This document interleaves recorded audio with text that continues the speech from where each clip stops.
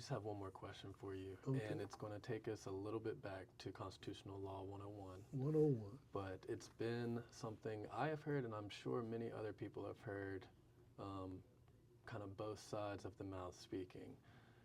Do we have a right to vote, or is it that the government cannot impede our right to vote? And if there is a difference in those, what is the difference in the significance of that difference? The right to vote is conferred by state constitutions. And in the North Carolina Constitution, there is the provision that every citizen who is 18 years older and who is registered has a right to vote. That right can be taken away by a majority of citizens by a constitutional amendment which abolishes that right.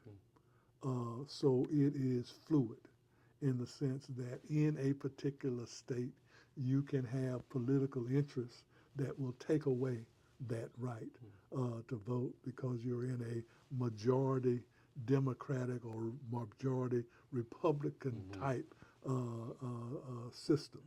And they can then invest that right to control everything into whomever or whatever system they want to devise. So that's fluid. There is not a federal right to vote, which is something that would have greater protections than state by state. And in order to get a federal constitutional amendment, it would take some time, some interest, a lot of political maneuvering in all of the states to be able to enact a provision giving to every citizen a federal right to vote, which would be more difficult to take away. But where that right to vote exists, then it has to be applied on an equal basis and can't be denied based on the color or, just the color of the person. That's the 15th Amendment to the Constitution. And that has some status in that it created the notion of the 1965 Voting Rights Act, which is by statute, which is under attack and has been diminished over the years. But I think that probably what a reasonable effort to create a federal right to vote would be in place. A right to vote without the inclination to vote is meaningless, unfortunately. You know, if you don't go out and fire your enemies who are in these positions of power, gives to them carte blanche to do anything that they want to do, because then they control the judges, they control law enforcement, they control housing laws, they control economic realities, everything that's out there if you give up the right that you have to be in those spaces and make those decisions. If I answered your question. You did. I think you gave the best answer I've heard yet. So thank you so much for your time. Okay. I appreciate it. All right. Well, thank you. Thank you.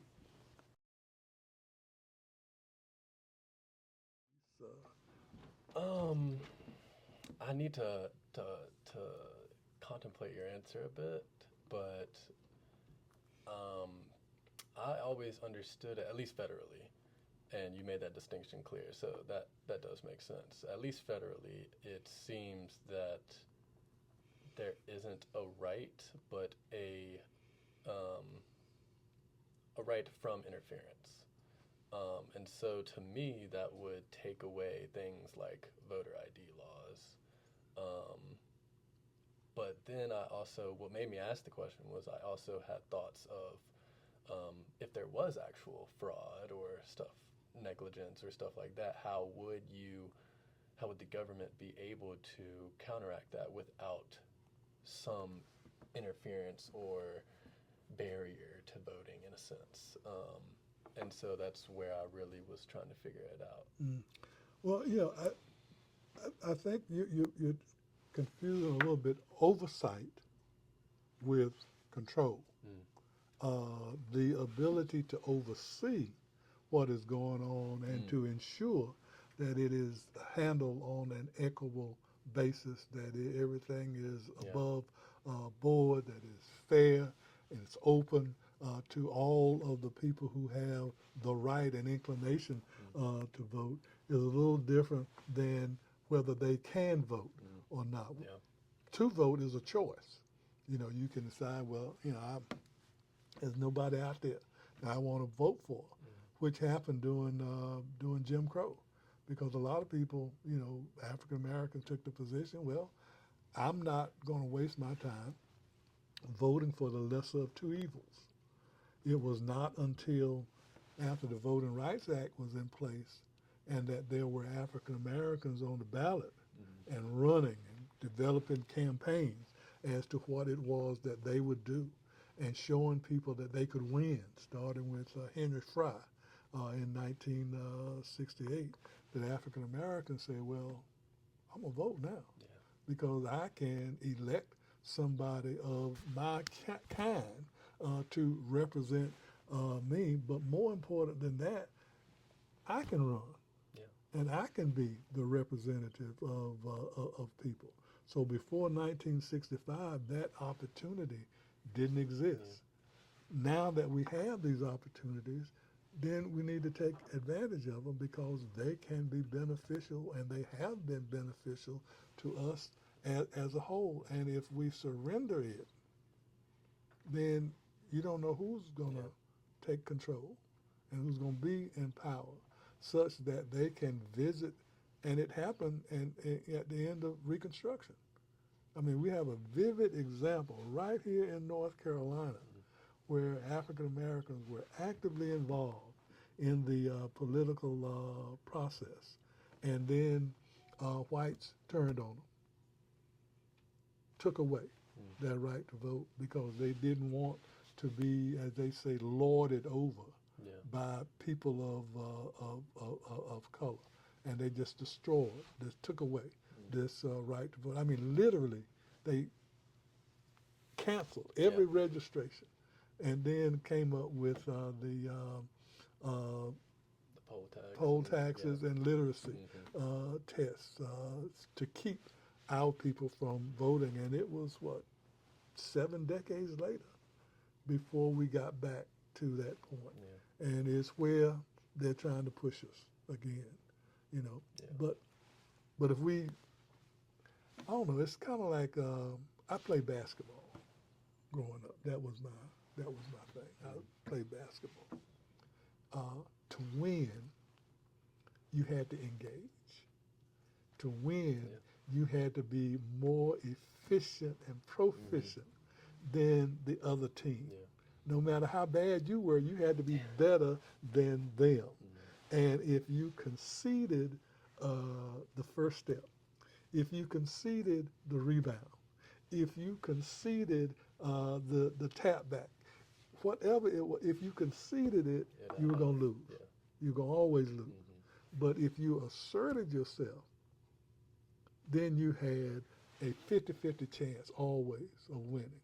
And if you had 5 people who could operate together at the same time, you could bring in people from the bench that could overpower the other side, then you were going to be victorious. And I reckon that, equate that to the political process, that if we can come together, operate in an efficient manner, put our people in place so that they are able to protect our interests, then at the end of the day, we are going to benefit as a people. And we're losing that. We're losing that. So that's my fear. I just want to clarify. So you're saying, at least federally, the 15th Amendment gives oversight or the control? Oversight as it relates to discrimination based on race. And that is buttressed by the 1965 Voting Rights Act, you know, and there is an effort now to downgrade the impact of the Voting Rights Act, which then will diminish the impact of the 15th Amendment. Okay. I have a better understanding of it. Still not completely there yet, but I'll get there. But I'm going to tell you what I think we need to do is to have more dialogue among the generations about why. Yeah. You know, why? What I remember this growing up in the Baptist church. The song "Nobody Knows the Trouble I've Seen," and that helps to understand the why, so that you don't have to see the trouble that I've seen. So